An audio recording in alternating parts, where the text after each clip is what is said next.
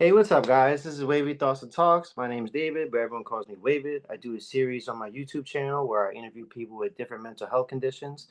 The best way to watch this is from an unbiased, non-judgmental point of view. Um, I try to destigmatize disorders and humanize people afflicted with them.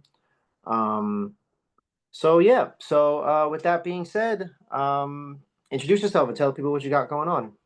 Hi, I'm Tara. Um, my main diagnosis is schizoaffective disorder, bipolar type. I also have anxiety, depression, OCD, social phobia, PTSD, and yeah, Damn, you got a laundry list there, huh? yeah, we do. One time I interviewed someone and they said they had a buy one get one free offer or something like that, and that had me cracking up. Mhm. Um, okay, so to you, what is schizoaffective disorder? Um, it's just a horrible, debilitating disorder that honestly needs more awareness. Um, I think that people there's bipolar and schizophrenia, but schizoaffective disorder is a combination of the two, which is really interesting, and I think it should be talked about more. So to me, schizoaffective is a very debilitating disorder, and I really hope that anyone who has it isn't suffering too bad. Me too. Um, so what I hear, it kind of runs like on a spectrum, sort of. Yeah, it's in the middle of the spectrum, which is bipolar on one end and schizophrenia on the other end. So schizoaffective disorder sits in the middle of that spectrum. Yeah, it's like a mood disorder and then a thought disorder. Yeah. Um, So, what led you to being diagnosed? So what was going on in your life that led you to get into a psychiatrist's office or psychologist's office? So actually I was hospitalized. I remember it was New Year's Eve and I was got into an argument with my dad because he was snooping around my things, and I'm a very private person. I like people kind of to, mind their business when it comes to my things. So my dad was going through my things, and so I decided to go in his room and mess through his things because I was getting really paranoid. That's a very common symptom of schizoaffective disorder. Um, and so my dad called the cops on me, saying that I had a knife on me, and I didn't. So he was just trying to get me out of the house and wanted to get me hospitalized because I've been hospitalized plenty of times, too many times. Um, so I got hospitalized, and I was in the psych ward for 3 weeks, I think. And at the end of my journey there, they kind of sat me down and went over my treatment plan and, going to group therapy and doing all this stuff afterwards. And I was reading over my papers and it said diagnosis schizoaffective. And I said, "Hey, doc, what's this?" And he's like, "It's your diagnosis." I'm like, "You never explained that to me." And he, explained it to me. And I'm like, all these puzzle pieces were coming together that just made so much sense because I was misdiagnosed with bipolar originally, which is common with diagnosing schizoaffective. Usually there's a misdiagnosis of schizophrenia or bipolar. I was diagnosed with bipolar. Um, and so I was kind of in shock when he told me because I'd never heard of it before because I really like psychology and, learning about mental health issues. Yeah. And so I was like, I never heard of this. Is it common? He said, no, it's very rare. There's It has a lifetime prevalence of like 0.3%. So maybe 3% of the population in the US will have schizoaffective disorder. So I was really shocked. Okay. Yeah. Well, I guess that they got it half right, Yeah. if gave you bipolar, but yeah, wow, that's a lot. So what did it feel like? You said they felt the pieces were coming together. What did it feel like to come to terms with it? I felt like it definitely completed a part of my life that I was kind of missing because my whole life, like I had this, bipolar diagnosis, but I always knew there was something more to it. Like there's just this gut inside feeling that I felt that told me that like there's more to it than just bipolar. So I, you know, it always felt like there was a piece of me missing. And when I got the diagnosis, I don't like to be defined by diagnosis, but it definitely Hmm. helped kind of come to terms with what you have and how to cope with it. So yeah, it really helped being diagnosed properly. It definitely felt good. It helped my confidence a little bit, which is nice. So Yeah, good. Because it bipolar really just centers around like me. Well, if you have bipolar one, it's mania, and then if you bipolar two, it's like a week of mania followed and by hypomania. Mhm. yeah, and hypomania, and then followed by a couple weeks of depression or major depression. Um, was it like was it hard at all, or was it just like you just accepted it, like It was a little difficult because, like I said, it's a very, rare disorder and it's not talked about a lot. Yeah, And I felt alone in a way because I didn't really have many people to talk to who also had schizoaffective because it's so much less diagnosed than bipolar or schizophrenia or even depression and anxiety. So I just, you know, I took it in a good way and I also took it in a bad way because in a way I'm finding out more about myself and getting answers, but also who else do I know who has schizoaffective disorder, right? Like it's yeah, talked about. So I kind of felt alone in a way about the diagnosis. I'm like, wow, who am I going to talk to about this? yeah. And I'll say earlier you said you don't want to make one thing. Just because you have a diagnosis, that doesn't mean that's who you are as a person. Mhm. I've met, for example, I've met plenty of women diagnosed with borderline personality disorder, and they were all extremely different people, Mhm. but the negative side of their personality, whatever, would be similar. Yeah. Um, but they were still completely different people. So like just who and I'm not Mhm. saying borderline personality disorder is the same as schizoaffective. It's not. I'm just using that as an Mhm. example. But what I like to say is just because you get an acronym doesn't mean you need to attach it to yourself. Yeah. You're like Mhm. it's good to like what you did. It's good to okay. You kind of got to look at it a little bit from a bird's eye point of view, sort of. You kind of be like okay, like this is what happened to this is what I have, but it doesn't make it me. And then you can learn about how other people go through their symptoms, whether Yeah. through research or like you said, you didn't really have no one to talk to. But Mhm. but yeah, no, that's good. So what age do you feel like you first started experiencing schizoaffective disorder? And what came along with it? Like what specifically were you experiencing? I was experiencing schizoaffective symptoms as early as like middle school age.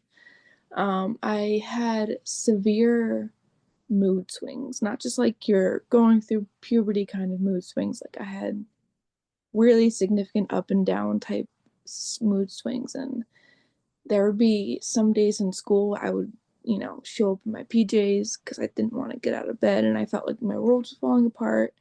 And then there's some days where I would dress up in, all my best clothes and, oh, I'm feeling lavish today. Mm, And so I felt the extreme mood swings definitely in middle school.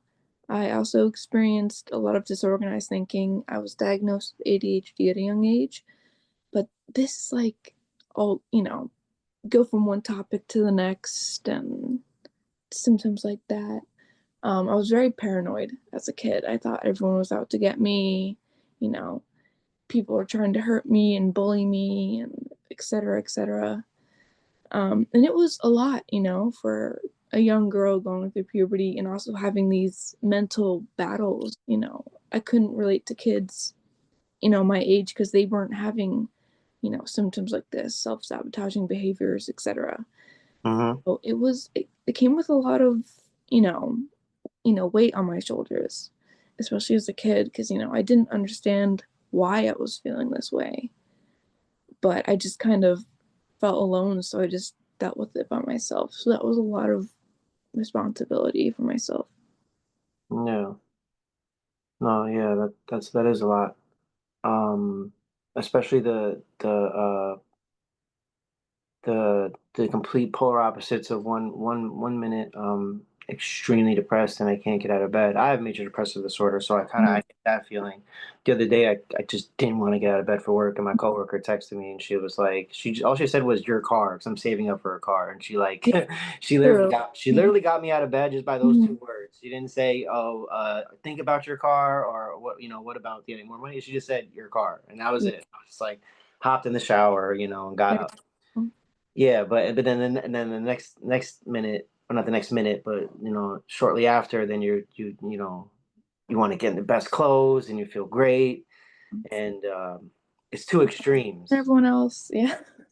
Yeah. Um, okay, so how frequently do you experience symptoms? So I would say I experience, so there's psychotic episodes with like the schizophrenia, and then there's episodes that I would categorize more like the bipolar side. Um, I get the psychotic, um, delusion type stuff at least, I'd say, like every couple weeks. Mm, And the mood swings are, they so I the best way to describe this would be, um for 1 month I would be, let's just say, depressed. I'd be on the more lower side. And then the next month I could be, it usually ranges through months. mm, Usually a month or two.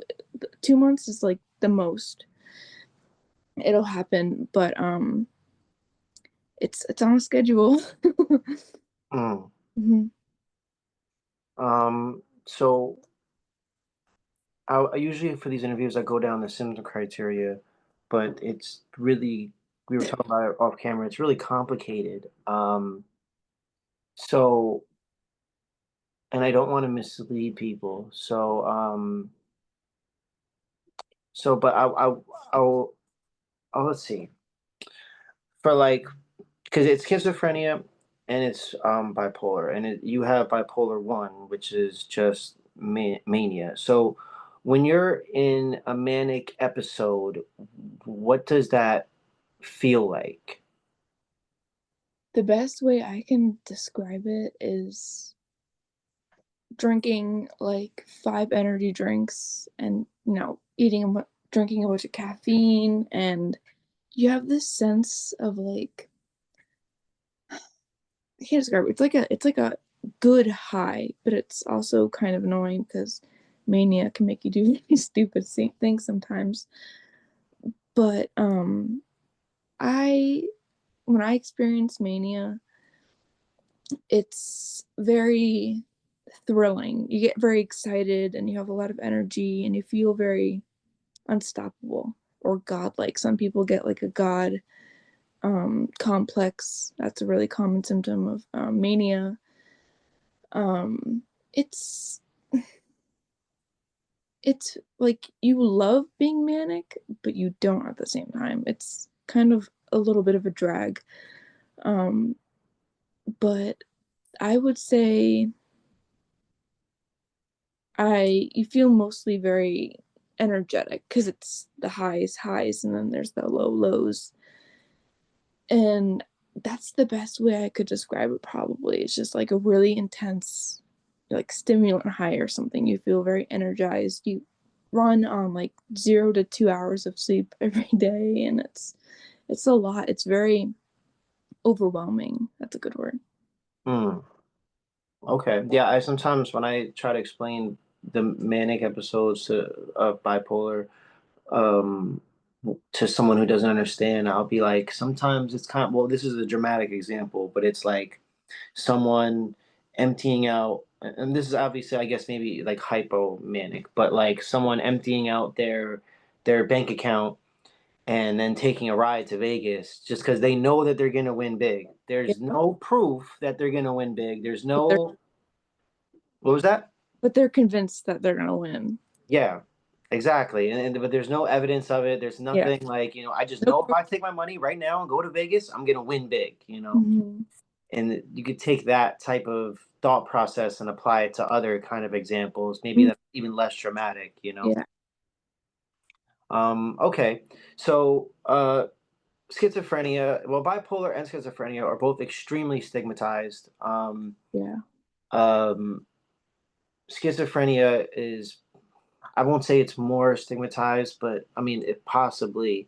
But I feel like bipolar people, so many people are diagnosed with bipolar nowadays that like Yeah. it's not looked at. Everyone kind of knows someone Who with it usually. Um, but schizophrenia is a little more stigmatized because people associate it with, for a lack of better terms, being crazy. Yeah, it's portrayed by, movies and TV shows Mm-hmm. And that it's always the guy paint in that. the psych ward in the Mhm. straitjacket. Mhm. How do you experience, I guess, schizophrenic symptoms? Like, if you do, like delusions, Mhm. hallucinations, disorganized speech. So luckily for me, I don't experience schizophrenia in the way of like, seeing things and hallucinations or hearing voices in my head. I don't experience that luckily, but I do experience the delusions and the paranoia.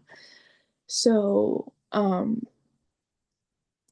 I get psychosis often, um, which is, a schizophrenia type symptom. I also have the disorganized, speech, thoughts, etc., etc.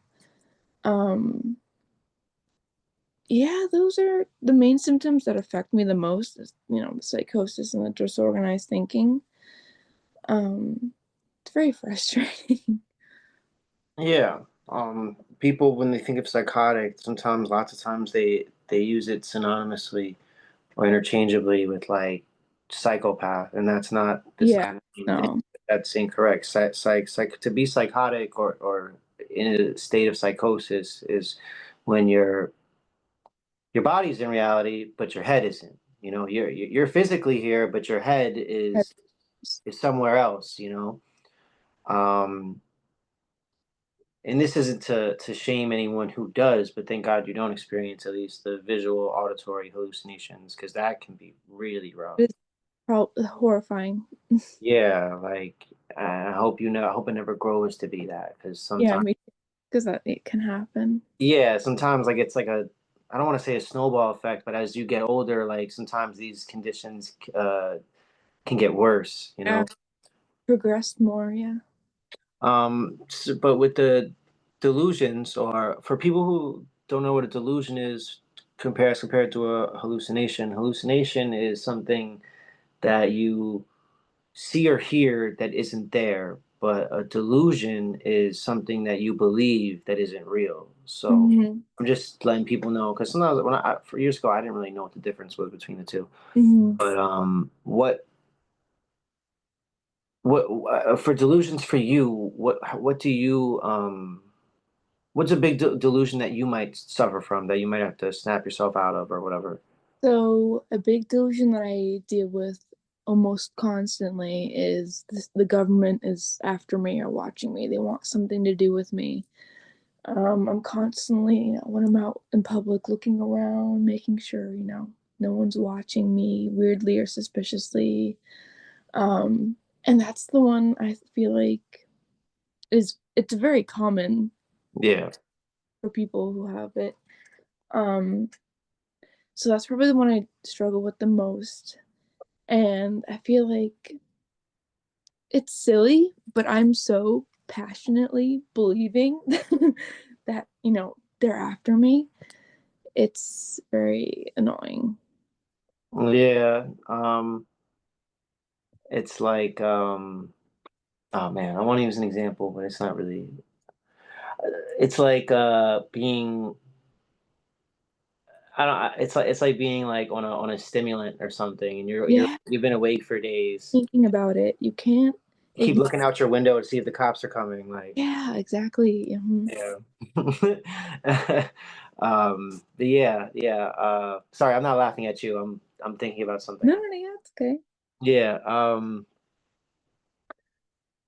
Okay. So when you're going through a delusion like that, for people who are watching who might have it or a loved one might have it, is there something that you can do to maybe snap yourself out of it? Like how people when they having going through a panic attack, they try to use their five senses to ground themselves. Yeah, There's something you can do to kind of ground yourself and get yourself out of it, or if it's just you're kind of stuck like that.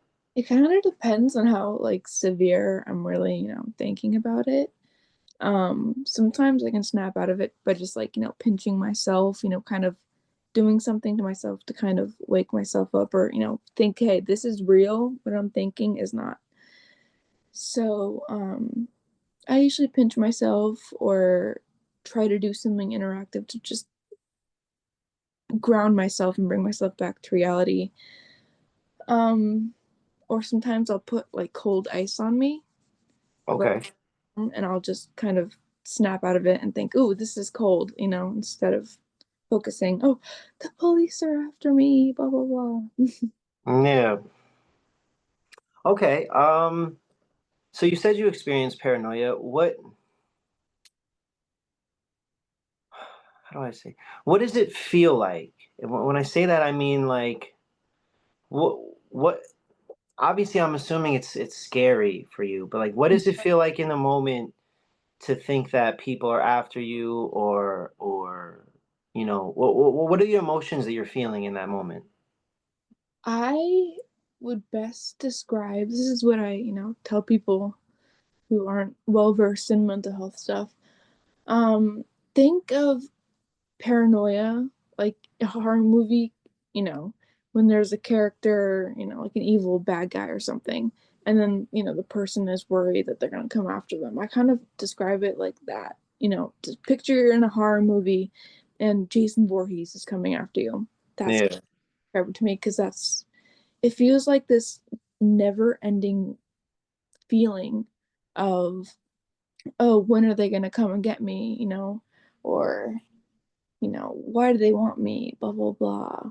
So Like it's and oh my god, yeah, inevitably coming. yeah, and it's like kind of like a never-ending feeling, like you're on the edge of your seat, and Mm, it gets me really antsy, and it's it's a dreading feeling, because I'm just constantly looking out the window and being scared, and it's really a dreadful feeling. yeah. Sounds like it, man. Yeah, it's really debilitating, and it's, you could be doing something better than, worrying about someone coming after you. Yeah. There's someone close to me. Um, well, I have a friend that's close to me that was recently diagnosed with bipolar 1, I think. Mhm. But the when I was hearing about her, she was telling me about what she's experiencing, and to me, it sounded a lot like schizoaffective. She was having manic episodes. She wasn't able to sleep, and there was a Mhm. lot of paranoia. A Yeah. lot, and I know I'm not 100% sure, but I don't think paranoia is it's not a main symptom for bipolar. It's more towards schizophrenia. Yeah. And so she was telling me she was diagnosed, and I told her, "Did you tell her how you did you tell her everything you told me about the auditory not she wasn't hearing voices in her head, but she was hearing other people's voices kind of change. Yeah. And like they would be talking normally like this, and then the voice would kind of just go real deep and she would describe it as like evil." Mhm. And it would scare her. And I was saying, did you try this? She's like, yeah. And she did mention schizophrenia to me, but she didn't want to diagnose me with that because of how the label of it and everything. Yeah. But but like I could tell that I was like, this sounds a lot more like than just bipolar, you know. Mhm. Um, so oh man, I had a question to follow up for that though. Man, it was something I just freestyled too. I didn't even have it written down. Oh, wow. Um, oh man, if I remember it, I'll come back to Yeah, it. I'll come back. Okay, so what steps do you take to manage your condition, like therapy or medication, or Mhm, just little things you do? Like you said, you mentioned pinching yourself in the ice. mhm. What stuff do you do to manage your condition on a daily basis? Take a medication. That is so extremely important. Schizoaffective disorder, Treat. medicated, is very dangerous and can lead to homelessness, drug use, you know, self-sabotaging behaviors, etc. Um, I go to therapy also, which really helps. It's good to kind of, even though I don't have, like a friend or peer or someone to talk to about, at least I have my therapist because, they know all about it and it's very helpful. I try to spend a lot of time outside, try to get myself motivated because I do find myself getting stuck, in bed or, you know, at home doing nothing. Um, hmm, what else do I do? I try to, not be stuck and I try to, find new hobbies and, crafts and activities to do to kind of get my mind off of how I'm feeling because it's very annoying. Yeah, and then if you get stuck in your own head, and this is for anyone really, but if you get stuck in your own head too much and you have a certain mental health condition, it can be like a snowball effect, like a slippery Mhm. slope, to where you start, you think about what this person said last week, and then Yeah. this person thinks about me, Mhm. and then oh, well, that means this other person might think this way about me, and if you don't Yeah. yourself, I explained it to my friend who I was just talking about how at least with paranoid thoughts is it's kind of like walking a tightrope. And let's say you're on the line, you're walking straight, Mhm. tightrope representing you're having uh, uh, organized thoughts, just regular Mhm. non-paranoid, unparanoid thoughts. I don't know if that's a word, but I think they get what I'm trying to say. And if you're walking straight like this, but then you take one step to the right, and the tightrope might not be the best analogy, but let's say a tightrope. I don't know. You're walking straight, you're on the tightrope, and then you take one step, one step, Mhm. one step, and then eventually you're falling off. And then Yeah. and all it takes is a few thoughts, and then if you focus on Yeah. it, you'll go downhill. Mhm. Um, yeah. Okay. Um, so this one is, I guess, how I asked this question, and these next two questions I ask in every interview I do. How do you view others? Um, Might be a little bit different for you because because of your diagnosis. But how do you view others? that's a good question. I definitely view people more negatively.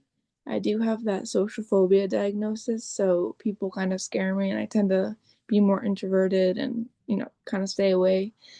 But for the most part, I think people are selfish and, need to be more empathetic of others. So I'm not really the biggest people person, Mhm. but I understand that, as a person, I kind of have to deal, I have to suck it up and, get along with my fellow peers. Yeah, yeah. Social isolation is a common thing. Yeah. uh, Isolation is very common with social, no, excuse me, so, schizoaffective disorder. Yeah, you got it. Hmm. Um, so, how do you think others view you?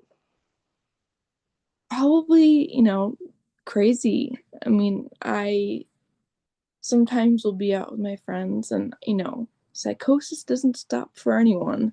So, I could be out with my friends and I'll have a episode of psychosis and I'm afraid, oh, no, I feel an episode coming. What if my friends, start treating me different or, try to, have pity on me or try to, oh, I'm sorry you're having an episode. I don't want the attention on me. Hmm. So, um, I don't know. I don't know too many people who really are super judgmental about my diagnosis or anything like that. But there's definitely people out there who probably judge me for it because schizoaffective can make you, do odd behaviors. I remember one time I took a shower with all my clothes on. I just sat there listening to music, and it's just very strange. Yeah. Mm-hmm. Yeah, no, if I was to do that, I'd probably have a good cry too. Yeah. Be in the corner of the bathtub just crying. At least no one can see my tears. Let me stop. Um, I guess this is a good segue. Do you have people you could trust and rely on? Yeah, I definitely have a good group of friends that I definitely who I know won't judge me for, my weirdness or my mental health conditions. Um, I have a very supportive therapist, which I'm really grateful for because some therapists can kind of suck. Um, so yeah, I have a good group of friends. I have some other family members who I'm close with who also are really supportive. So I do have a good group of people, a good support system. Yeah, good, good. Mhm. That's really really important. It is really important because it's so easy to feel alone, like I said earlier, with Yeah, diagnosis like this. with your paranoid thoughts, sometimes does it ever lead to you questioning them, Yeah, or sometimes I thought one of my friends was um a spy actually. I was convinced that she was paid to be my friend. It was like a episode of psychosis I was having. yeah, And it was just so, you know, it was scary, for me as this person who I've trusted my whole life. And then all of a sudden, my brain's telling me not to trust them because, the government's paying them to be my friend. It definitely affects my relationships with people. And, you know, it's very frustrating, to kind of go through that and have people understand at the same time because, we didn't learn about mental health issues in high school or middle school. We learned, algebra, history, whatever. yeah. Not everyone's going to be understanding, which I completely understand because not everyone is properly educated on these things. So, How much do you think she got paid? oh, I've done I'm stuff. sorry. I just thought that was a funny. I thought if they got to pay a lot. If it was me, they'd have to pay him a lot of money to deal with my ass. So I'm like, is it worth it for you or like? You having fun? um. Let's see. Okay. So, what is the hardest part about having schizophrenic? I'm sorry, schizoaffective disorder. I think just managing it really, it's difficult living with it. A lot of people with schizoaffective disorder, have trouble holding down jobs and living day to day life, cleaning themselves, hygiene, or, going out and getting groceries, feeding yourself. It can be really hard. Um, it's hard to, go through the day living with schizoaffective disorder because it impacts my life and it's very difficult to control it the way you want to. It's very up and down and all over the place. Like you said, it's very difficult to diagnose. It's very difficult to live with as well. But I get by, I just, like I said, my diagnosis does not define me. So I just kind of try my very hardest to get by during the day and, try not to let my diagnosis take over me. Yeah. Good. What kind of hobbies do you have outside of all that? What do you like? What do you like to do? I really like doing arts and crafts. I find doing art is a very creative outlet for me. Um, some people who experience mania get more creative actually and kind of have a more creative outlet. So I like doing art and, DIY projects and stuff like that. I also like cooking and baking and, I find that really therapeutic. I like listening to music and kind of, making playlists and stuff like that, stuff to get my mind off things. I like hiking. I love being outside. I feel like just going in the woods and being alone is so therapeutic. Yeah, I like mushroom foraging and looking for different plants and flowers. So those are my main hobbies. I really like the outdoors. I feel like anytime I'm outside, I just kind of forget, about all my problems and I focus on, grounding myself while I'm outside and finding cool things to, learn about. that's really good. I have a separate friend who has schizoaffective disorder as well.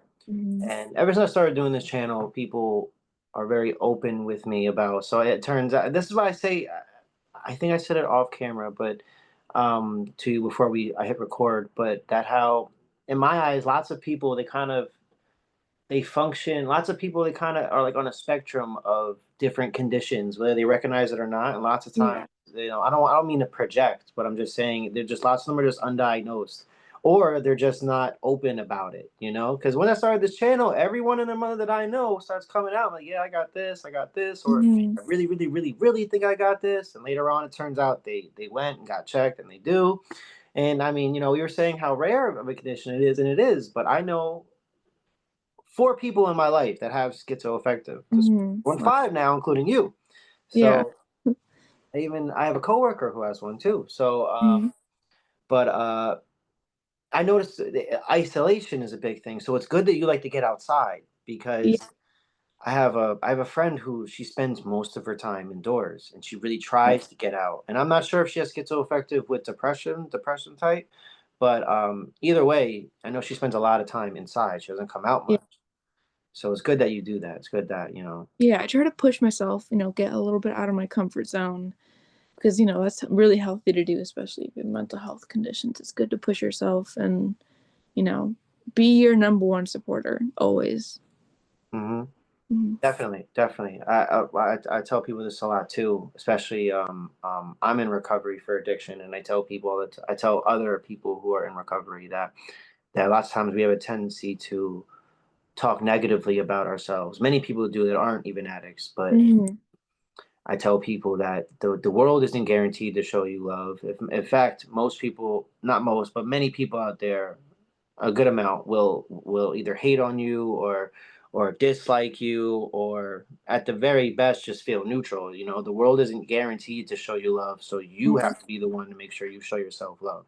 Always. You know, I one of my friends, she has antisocial personality disorder, and her mother tried to kill her in her sleep.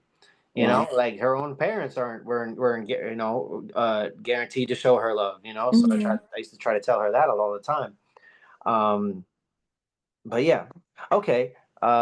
So do you feel misunderstood by people? Um, I definitely feel that um I do feel a little bit misunderstood sometimes. Like we said, this is not very talked about disorder. So, I just feel like some people are quick to judge a book by its cover. Um, I just I feel like people need a better understanding of schizoaffective disorder to really, you know, judge a person. Um, I just hmm, I feel misunderstood, but I know it's not anyone's fault. Mm, So, I just kind of deal with it and, I hope that one day schizoaffective disorder gets more, you know, fame than it does now. hopefully in a positive way, and Yeah, yeah, that's what we're trying to do here too. So yeah. I mean, I don't got a super popular channel, so I think my most viewed video has like 2 or 3 thousand views. Mhm. Some of them get like 200, so we'll see. But Mhm. hopefully, one person, one video, one interview at a time. We try to change that. Mhm. Yeah, that's good. Um, okay, so I have three more questions. What misconceptions are there about schizoaffective disorder? Because my thing is I try to destigmatize a lot of these conditions. So for you, what misconceptions have you heard in popular media and what other people say on the street as compared to what you go through at least? Um, a lot of people think that um, schizophrenia, schizoaffective disorder is just hallucinations. I feel like that's really common. A lot of people think, oh, if you have schizophrenia, you automatically hallucinate or hear voices. I think it's important to let people know that there's also, there's so many, you know, schizophrenia is such a umbrella term for so many different symptoms. Hmm. So I feel like it should be understood a little better. Um, yeah, sorry. No, it's okay. Yeah. Okay. Yeah, it's not all just about auditory or visual hallucinations. That can be a big thing about it, and many people do suffer from that. But it's not the only thing. Yeah, I feel like a lot of people um, think, negatively of schizophrenia.